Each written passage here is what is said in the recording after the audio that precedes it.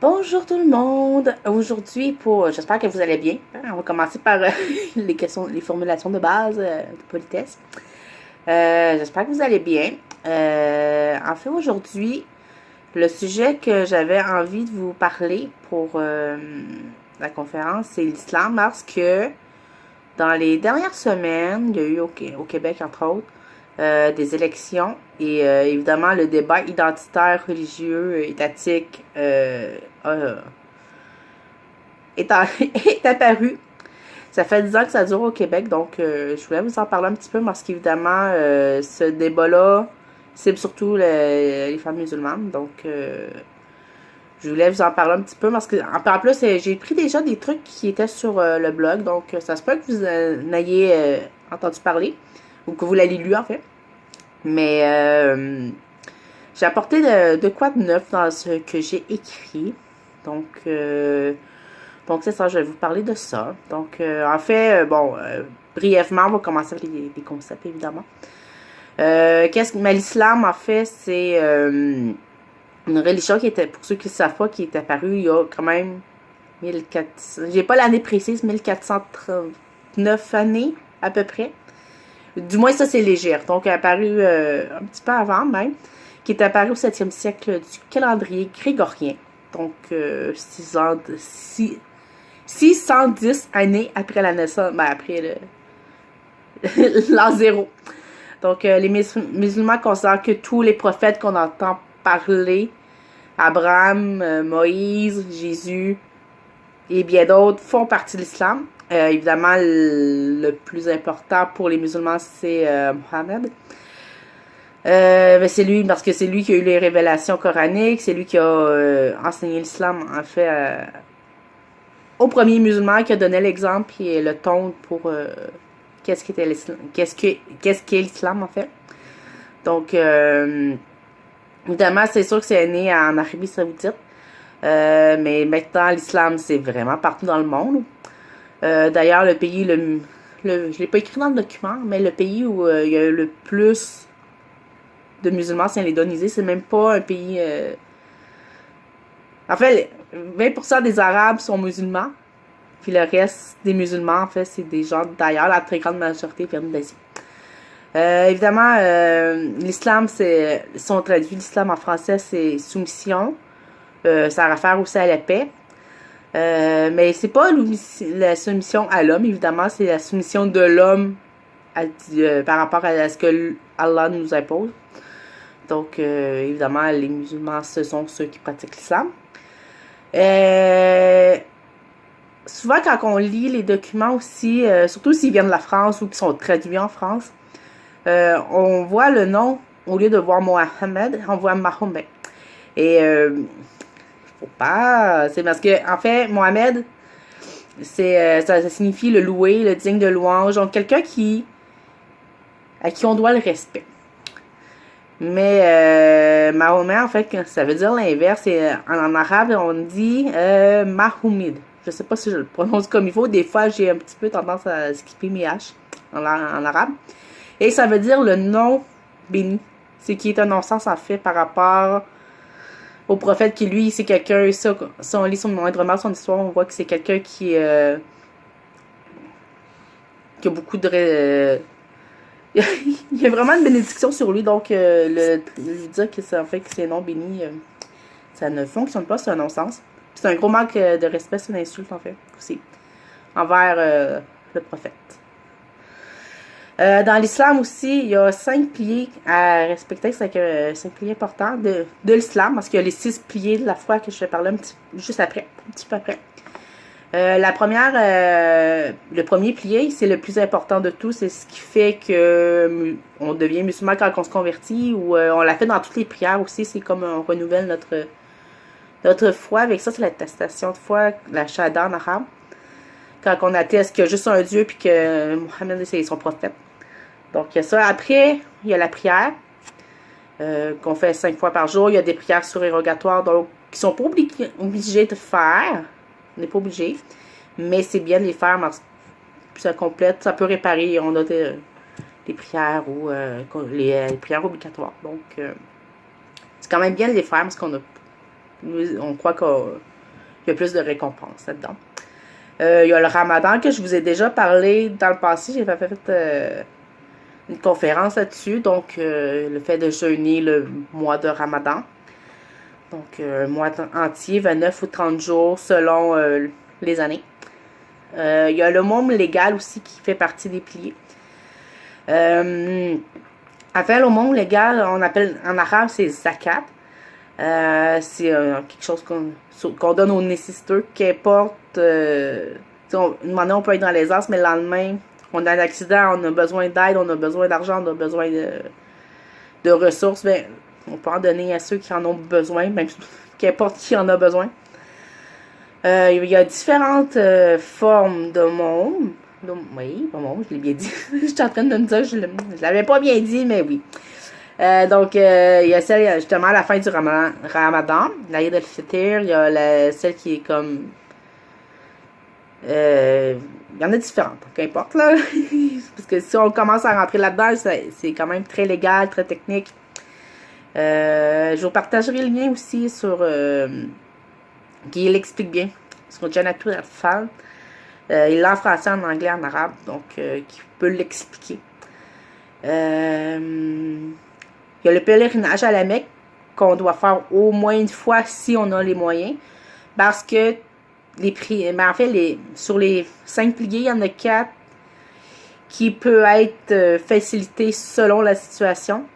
Les prières, si on a des problèmes, si on est malade, qu'on n'est pas capable de prier normalement, on peut prier assis. On peut prier dans son lit si on est vraiment très, très, très malade, qu'on n'est même pas capable de s'asseoir.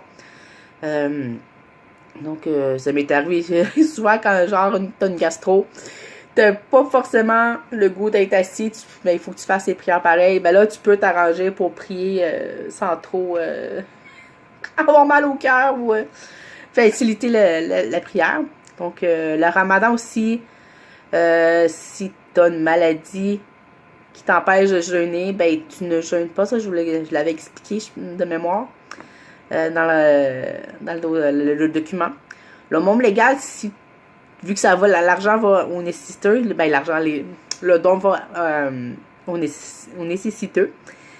Si toi, t'es dans le besoin, ben t'as pas à donner aux autres. À moins que t'aies le potentiel de faire quelque chose, mais c'est pas une obligation. Le pèlerinage aussi, c'est pas quelque chose... Oui, c'est bien si tu as les moyens, que tu as l'argent pour, mais si tu es rendu trop âgé, tu pas obligé de le faire. Si tu n'as pas assez d'argent pour le faire, tu n'as pas le faire, évidemment. Donc, en gros, c'est ça. Désolé. Après, les piliers de la foi, il y en a 6.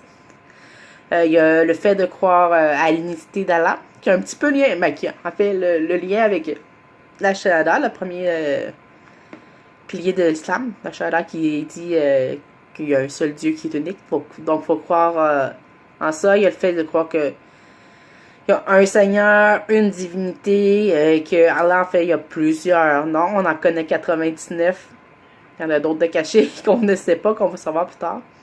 Il y a le fait aussi de croire aux anges, parce que on croit qu'il y a un monde qui est visible, qui est pas visible aussi, et les anges font partie du monde qui est invisible.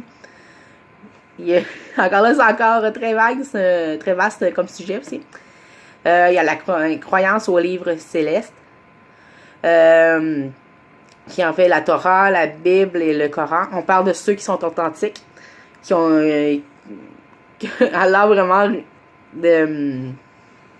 révélé. On parle pas de ceux qui ont été modifiés par l'homme, évidemment. Aussi, le fait de croire aux messagers, oui, comme je vous ai dit, il y en a plusieurs dans l'islam. De croire que Adam aussi, que tout le monde connaît, là, en est un, Abraham en est un, on croit aux messages qui ont été transmis par eux. Donc, c'est quelque chose qui est important de croire aussi.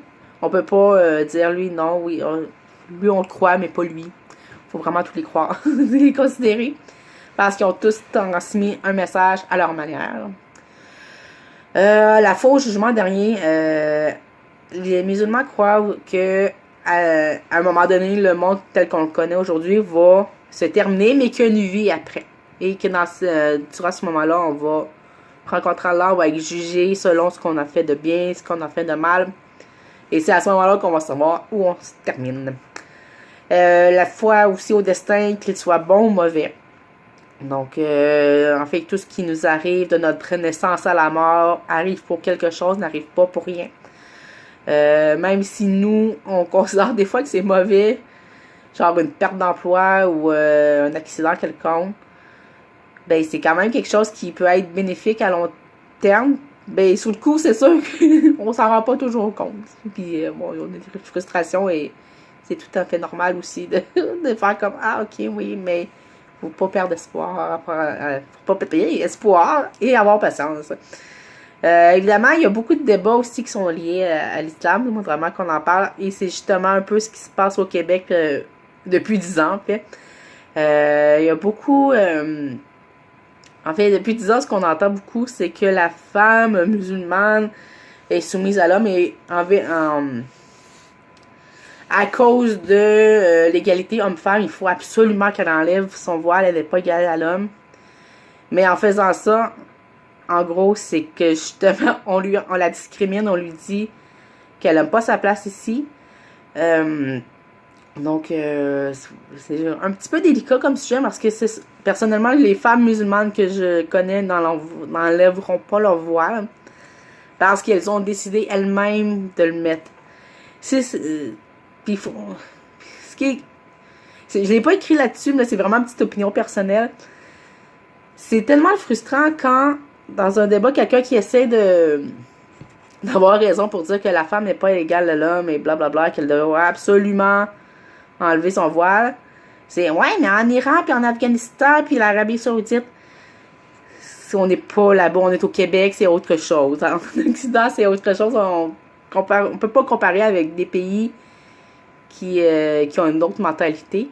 Chaque situation, oui, ok, je peux comprendre que oui, c'est vrai que la femme là-bas n'est peut-être pas, n'a pas autant de place que là-bas, mais c'est deux combats complètement différents. Donc, c'est comme un peu délicat aussi. Faut pas comparer. En fait, la femme dans l'islam, oui, elle est très importante, elle a sa place. Quand on lit même dans le Coran, si vous lisez le Coran, il y a plusieurs femmes qui sont nommées. J'ai fait un texte là-dessus. À un moment donné, on parle de Bilqis, entre autres, qui était la reine de Saba au Yémen. Donc, c'est à l'époque de Salomon, donc c'est quand même bien avant l'islam, où elle avait quand même un poste de pouvoir. Il y a Mariam pour les musulmans, qui est mère de Jésus, qui était mère monoparentale, était très femme forte aussi. Bilqis aussi, femme forte, évidemment. Donc, c'est sûr qu'il y a aussi des mères, des exemples un peu moins bien. C'est autant du côté de la femme que de l'homme. Il y a des bons exemples, il y en a des mauvais aussi. Donc, mais si on lit le Coran, on voit bien que la femme a quand même une certaine importance. Il ne faut pas toujours se fier au même verset qui dit qu'il faut faire payer la femme absolument pour la corriger. C'est pas vrai. On parle d'une correction plus... essaye d'expliquer qu'est-ce qui peut être amélioré et non la frapper violemment. Aussi, ce qui est... Mais il faut aussi faire attention, comme je vous disais, il y a des communautés, des pays où justement les femmes sont peut-être moins bien traitées. Souvent, il faut penser aussi que dans l'islam, il y a deux sources importantes. Il y a le Coran et les hadiths. Dans les hadiths, il y en a qui sont faux. C'est souvent rapporté par les hommes qui veulent justement avoir un peu le pouvoir sur la femme, mais il faut faire attention, il faut vraiment chercher, se fier aux sources, à qui a révélé en fait la chaîne de j'ai oublié le mot, mais la chaîne de transmission, et voilà, qui dit oui, tel hadith, c'est vrai, ou, parce qu'il y en a qui ont rapporté des hadiths, mais qui sont réputés menteurs, donc puis c'est ça, souvent les faux hadiths, que ça concerne le fait que la femme doit rester à la maison elle a le droit de travailler. La femme du prophète, Khadija, sa première épouse, la mère de ses enfants, travaillait. Elle faisait du commerce international pour l'époque. C'est au Yémen, puis en Syrie. Donc, c'était des hommes qui travaillaient pour elle. Donc, on s'entend que si elle, au moment de la révélation, pouvait quand même travailler, encore aujourd'hui, les femmes ont le droit. Donc, en gros, oui, puis évidemment, la femme, il y en a qui disent qu'elle est vraiment stupide et pas intelligente, puis c'est pour ça qu'elle doit dépendre du mari. Non, non, non. Au contraire, l'islam, j'en parle un peu plus tard dans le document, mais dans l'islam, on encourage justement l'éducation, d'apprendre à lire, de faire des recherches. Donc, la femme peut pas être stupide si on lui permet justement de s'éduquer et de s'enrichir. Parce qu'en plus, c'est elle qui a la responsabilité de toute la communauté, vu que c'est principalement elle qui éduque les enfants. Donc, elle a quand même des tâches importantes, puis c'est ce qui fait que, oui, la femme doit avoir quand même sa place dans la société, puis qu'elle a quand même un grand pouvoir là-dessus. Un autre sujet de débat, évidemment, le voile, on en parle beaucoup ici au Québec, justement les signes religieux. Comme je vous ai dit, les femmes, il y en a beaucoup qui veulent le garder, qui veulent pas l'enlever, mais veulent quand même travailler parce qu'elles en ont besoin. On pense aux mères de famille qui sont monoparentales, parce que le mari il est malade ou il vient de décéder, ils n'ont pas le choix de travailler. On va leur priver d'argent parce qu'elles portent le voile. C'est un peu absurde. C'est pareil si elle est veuve, oui, je l'ai dit. Si elle est célibataire, elle n'a pas le choix de travailler si il n'y a personne qui peut s'occuper d'elle. Donc, il y a quand même c'est quand même important de permettre justement à la femme, même si elle porte le voile, de travailler, parce que ça lui permet d'être autonome et de s'émanciper.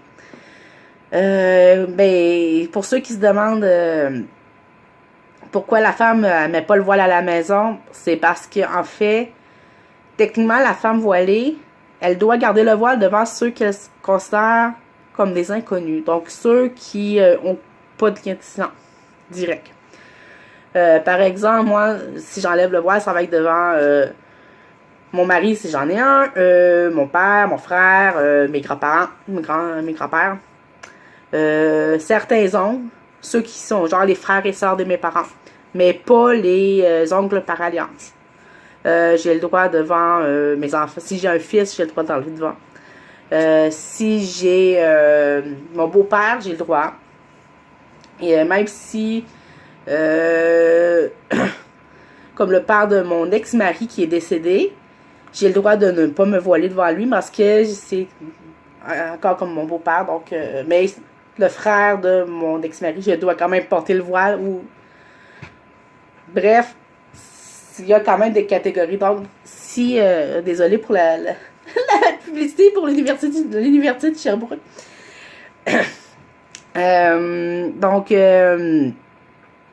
Donc c'est ça, il y a quand même des conditions. Et en fait, oui, je sais que c'est ce qu'on entend souvent, c'est que le voile, c'est pas mentionné dans le Coran. En fait, il y a au moins, trois versets, ça, des fois, c'est tout dépendant qui vous parlez, ça peut être 2, des fois 3. Mais il y en a au moins 3 qui est vraiment très, très important. Dans la sourate 24, le verset 31, que vous pouvez, si vous trouvez vous pouvez regarder sur Internet si vous n'avez pas de Coran, évidemment, parce que c'est pas tout le monde qui en a un. Donc, ça dit, il dit aux croyants de baisser leur regard, de garder leur chasteté, de montrer de leurs atours, voilà, moins important, de ce qui paraît, et qu'elles rabattent leur voile sur leur poitrine, et qu'elles ne montrent leur atour qu'à leur mari, la liste que je vous parlais tantôt, leur père, ou au père de leur mari, ou à leur fils, ou au fils de leur mari, ou à leur frère, ou au fils de leur frère, et au fils de leur sœur, aux femmes musulmanes, et aux esclaves qu'elles possèdent, ou aux domestiques mâles impuissants, aux garçons impubères aussi. Donc, en gros, je ne ferai pas tout le verset parce qu'il est quand même un peu long, mais en gros, avec ce verset-là, en fait, ce que moi m'a frappé quand j'écrivais le texte, le mot Atour. Ben même avant, quand on m'en parlait, qu'on me disait le mot cheveux, il n'est pas dans le Coran. C'est vrai, mais on parle d'Atour. Atour, si on regarde dans le dictionnaire, c'est tout ce qui rend une personne belle. Qu'importe des caractéristiques. Et donc, les cheveux, ça fait partie de la beauté. Si moindrement qu'on se peigne,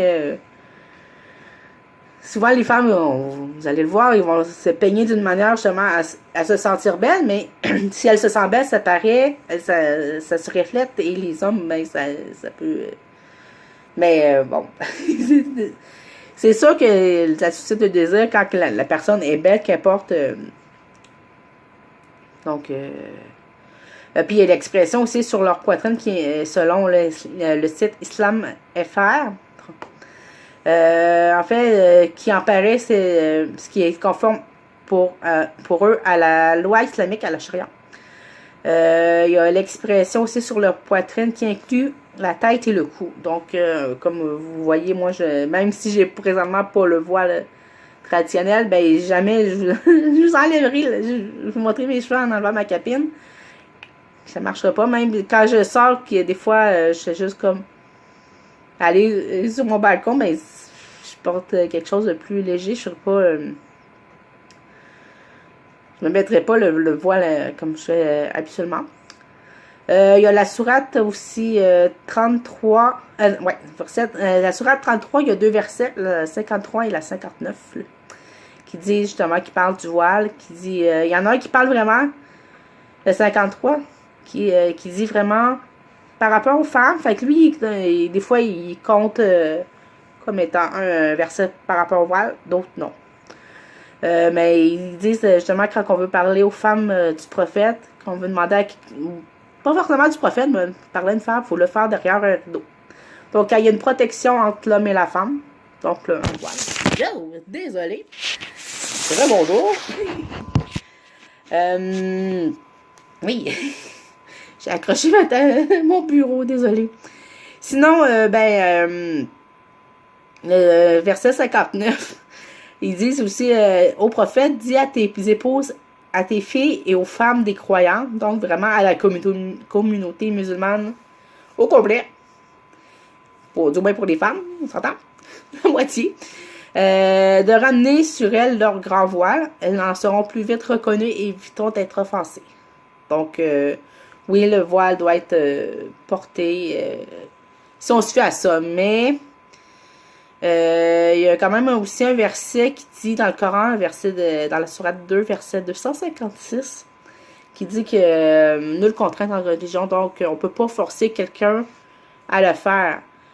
Si la personne comprend, comme je vous ai dit, elle doit lire, elle doit faire ses recherches, si elle comprend que, selon elle, si elle comprend que oui, le voile c'est important, elle va le mettre. Si elle juge que, d'après ses recherches, que non, ça ne l'est pas, elle ne le mettra pas. On peut pas la forcer. Il faut qu'elle-même fasse son cheminement. Puis ses réflexions par rapport à ça. Puis, quand même important, j'ai fait le calcul récemment, puis je sais que ça circule un petit peu sur Facebook aussi dernièrement. Au Québec, selon le recensement de 2016, le dernier, on a démontré qu'il y avait plus ou moins 300 000 musulmans au Québec. Approximativement. Parce que, bon, c'est les chiffres que j'avais dans le Journal de Montréal, si je me souviens bien. Puis ça dit qu'il y a 10% des femmes musulmanes au Québec qui portent le voile. On s'entend 10% de 300 000 musulmans, ça fait au gros maximum 30 000 femmes au Québec qui portent le voile. Puis ça, déjà que la population au Québec, ça tourne autour de 8 millions. 300 000 de 8 millions, ça fait 3,75%. Puis 30 000 de 8 millions, ça donne même pas la moitié de 1%. Fait que le débat identitaire au Québec, ça touche 0, quelques % de personnes qu'on veut discriminer. Donc, puis pourtant, quand on écoute les médias, les radios, télé, les journaux, me semble que c'est juste ça qu'on entend parler, comme s'il y avait des musulmans à tous les coins de rue au Québec. Alors que c'est tellement pas ça. Comme je vous ai dit, il y a, tantôt, on remonte un peu dans le temps. Il y a 2 sources importantes dans l'islam. Il y a les Corans et les hadiths. Le Coran, c'est le livre sacré de l'islam. C'est lui qui a 114 sourates. Sourates, c'est comme des chapitres de différentes longueurs. Il y en a des très longues, il y en a des très courtes. C'est le message, évidemment, c'est le message qu'Allah transmet au prophète Mohammed par l'intermédiaire de l'ange Gabriel, que si vous êtes moindrement au courant de votre histoire religieuse, que ce soit comme le christianisme avec la naissance de Jésus, que l'ange Gabriel parlait à Marie pour lui dire qu'elle est enceinte. C'est le même ange Gabriel qui a révélé le Coran, qui a fait la transmission. Il allait le voir Allah, Allah qui lui disait le Coran, ce qu'il avait à révéler, puis lui, il transmettait au prophète Mohammed. Donc, c'est sûr que si on veut connaître... en fait, si on veut connaître bien l'islam, c'est de le lire, puis d'essayer vraiment de comprendre. Il y a des livres, les exégèses pour bien comprendre aussi. Le Coran, c'est important de le lire. En fait, le Coran, ça veut dire, en français, si on le traduit, c'est justement lecture ou récitation. Donc, en gros, c'est ça. Puis sa révélation s'est faite sur 23 ans. Donc, de l'an 610 à 623, plus ou moins, parce que les années, des fois, ça change, mais ça fait pas mal l'unanimité ces années-là. Il y a une partie qui a été faite à la Mecque, une à Médine. Celle que, à moins que je me trompe, celle à la Mecque, c'est vraiment les fondements de la religion, puis à Médine, c'est tout le reste, en fait, tout ce qui est politique, tout ce qui concerne comment agir avec les autres. Puis c'est sûr que, comme je vous dis, le Coran, c'est pas un livre, c'est pas un roman, donc c'est pas... On peut pas s'installer confortablement dans son lit ou son divan avec sa doudou puis lire comme si c'était un roman. Faut prendre le temps de comprendre ce qu'on lit, même si c'est un verset. Il y en a qui disent que durant le Ramadan, il faut le lire au complet, 20 pages par jour. C'est pas le but. C'est sûr que si on a la chance de pouvoir le lire beaucoup, tant mieux. Mais en même temps, ce qui est important aussi justement dans la lecture du Coran, c'est de comprendre ce qui est écrit. Donc, même si on lit juste un verset, qu'on essaye de vraiment le comprendre comme il faut, c'est correct. Aussi, il ne faut pas se mettre de pression. Puis comme je vous ai dit, il y a des exégèses aussi pour vraiment bien comprendre qui sont traduites dans toutes les langues. Donc, c'est parce que j'avoue que quand moi j'ai commencé à lire le Coran un peu avant ma conversion, il y a des versets qui me faisaient très peur. Mais chaque verset a son contexte. Puis c'est justement c'est expliqué justement dans les exégèses. Deuxième, je vais parler des hadiths. Il y a la sunna qui est... C'est la même chose, c'est sensiblement la même chose parce que la sunna, en fait, linguistiquement parlant, si on traduit ça, en fait, la sunna, c'est un chemin, une manière de vivre. Donc, mais au sens religieux, c'est les dires, les faits, les gestes du prophète. Donc, les hadiths, la sunna, c'est justement ce que le prophète a révélé.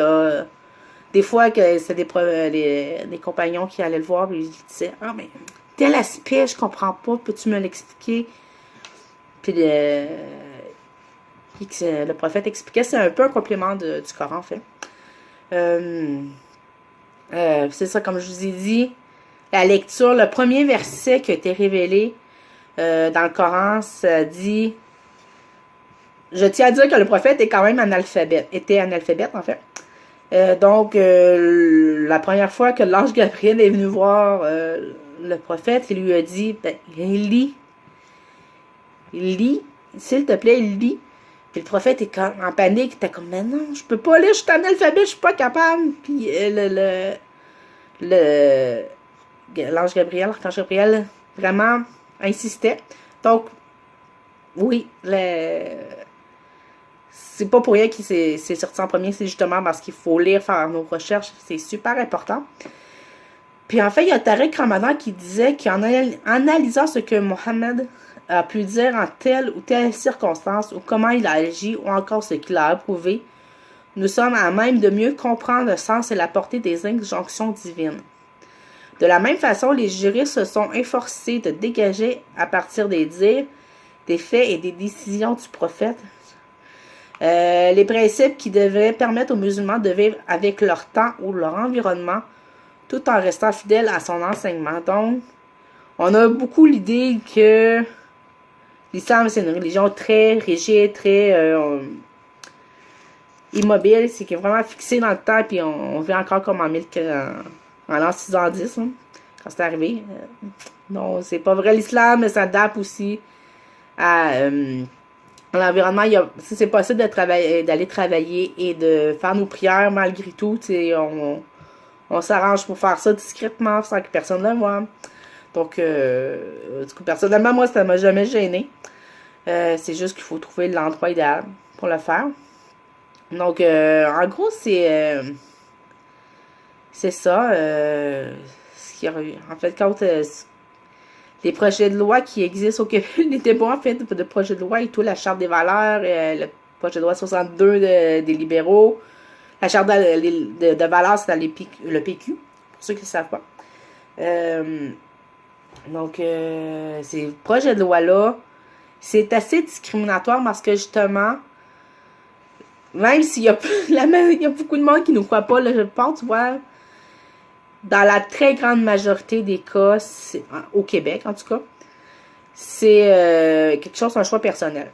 Ça n'empêche pas que oui, dans certains cas, il y a comme l'histoire de la famille Safia, je pense. À moins que je me trompe, là, qui avait fait bien des qu'on a entendu parler depuis 10 ans. Une dizaine d'années, en fait. Shafia, c'est-à-dire. Shafia, ouais. Désolée, j'avais mal dit. L'histoire Shafia, oui, ça existe. On le cachera pas, ça existe.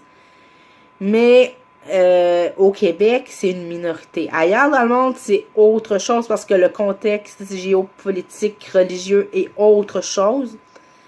Mais ça reste quand même une minorité qui se font imposer le voile. Et surtout par les hommes, parce qu'on s'entend, les positions par les hommes. Mais là, les lois actuelles, ce qu'elles veulent dire, du moins les projets de loi, ce qu'elles vont faire, c'est justement imposer aux femmes d'enlever leur voile. Mais ça revient au même, c'est les hommes qui imposent, encore une fois, aux femmes comment s'habiller. Donc, c'est l'absurdité de la chose. Donc, en gros, c'est ça. N'hésitez pas d'aller voir sur le blog les différents textes que j'écris. Le document va être là aussi. Janatou Adfal, je vais mettre le lien aussi pour la zakat. Donc, tout va être sur YouTube avec les liens. Donc, c'est ça. J'espère que ça vous a plu, que vous avez quand même appris un petit peu.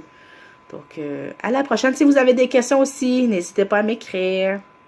Bonne journée.